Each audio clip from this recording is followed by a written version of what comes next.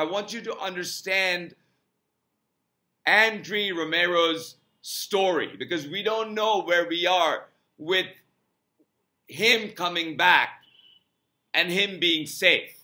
And it is important to me, and it should be important to everybody, because how he's being treated, there could be many, many more like him who are vulnerable and sitting in that terrorist prison without due process of law.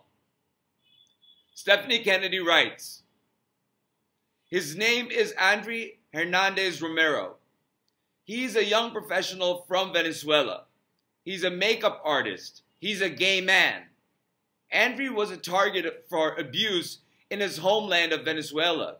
He was viciously humiliated daily, the victim of discriminations for his sexuality. He was also being persecuted for his opposition to Venezuela's authoritarian government. So Andry came to America seeking asylum. Andry was detained after crossing the border at the legal point of entry. Originally, U.S. officials determined that Andry demonstrated a credible fear of persecution in his home country.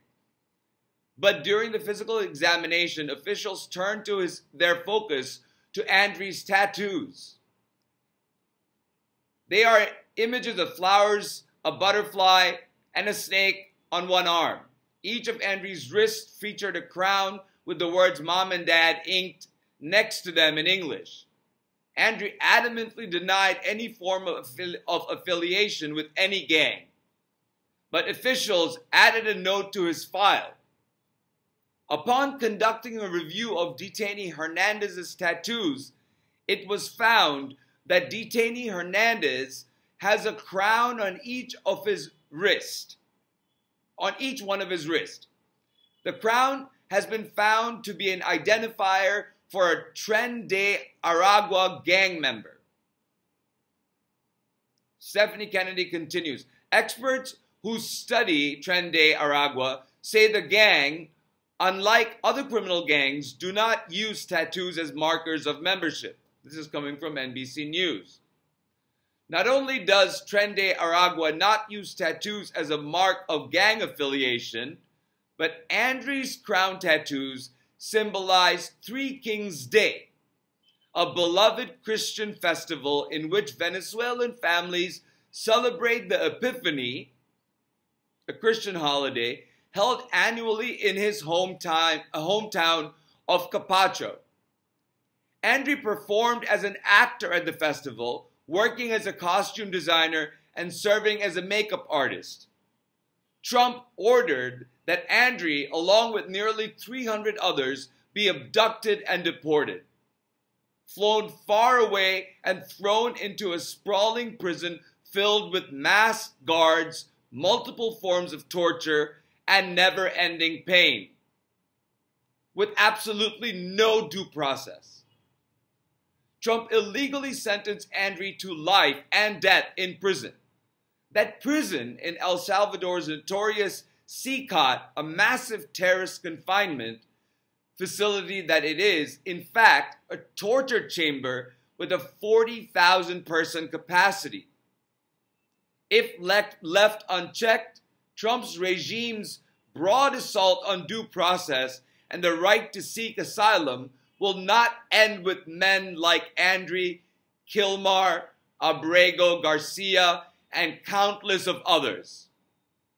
All who oppose the Trump regime must now live in abject fear based solely on Donald Trump's order. Any one of us can be abducted and deported, sentenced to relentless torture and death in a hellhole prison far away. The family fears for safety of Venezuelan makeup artists deported to El Salvador mega prison.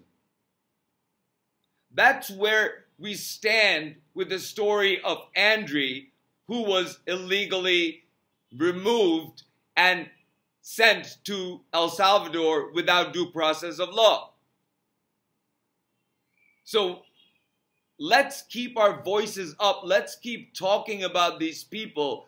I will keep you apprised of what shenanigans the government comes up with every day.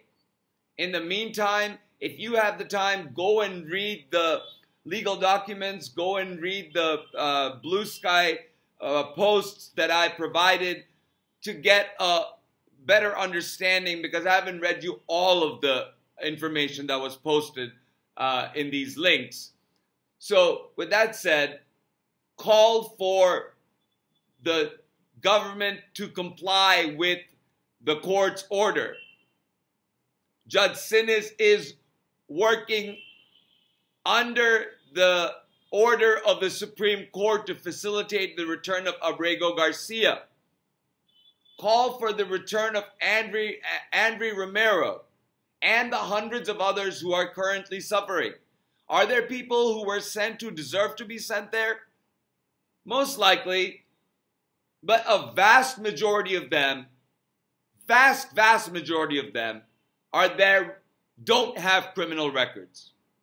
Andry sure as hell doesn't. The CBS did a 10-year analysis of his record, then there's no criminal record. So bring Andry home. Bring Abrego Garcia home.